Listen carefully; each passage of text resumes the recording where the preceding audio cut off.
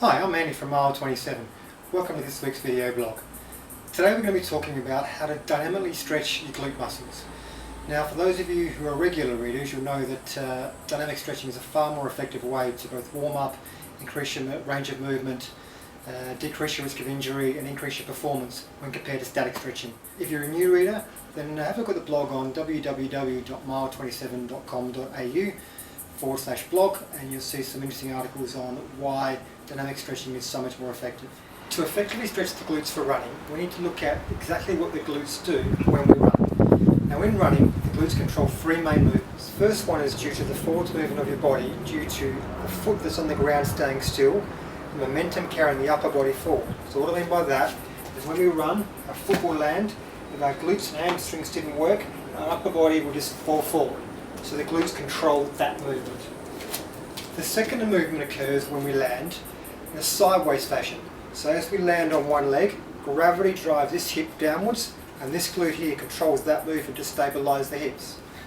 The third movement that occurs is as a result of pronation of the front foot. As we land, the front foot pronates in. This causes the lower leg to rotate in, the upper leg to rotate in. At the same point in time, this hip here is coming through as your other leg swings through, causing an internal rotation of this left hip, which the glute has to control. So to effectively stretch the glute, we need to get an internal rotation, a sideways movement and a forward movement all at the same time. So if we want to stretch our right glute muscle, we put our right leg forward, take a nice comfortable stride, so your weight is evenly balanced, and take your left hand and reach down, across and around. So it looks like that.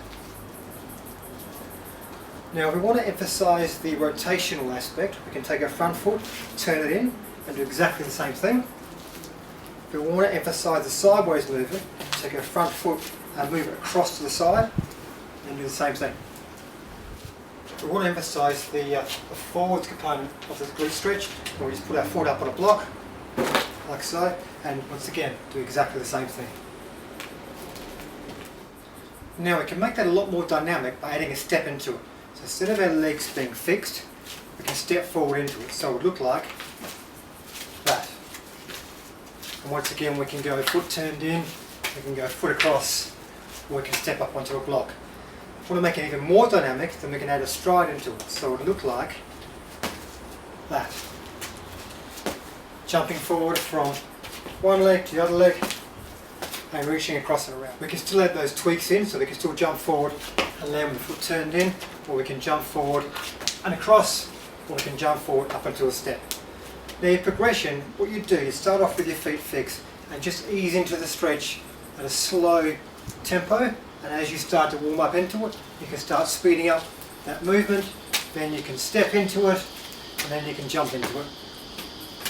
Now that little routine is not only going to stretch your glute muscles, it's going to improve the performance of them, it's going to fire them up more, it's going to reduce the risk of injury, increase the power output from your glutes, and just generally make you a better runner.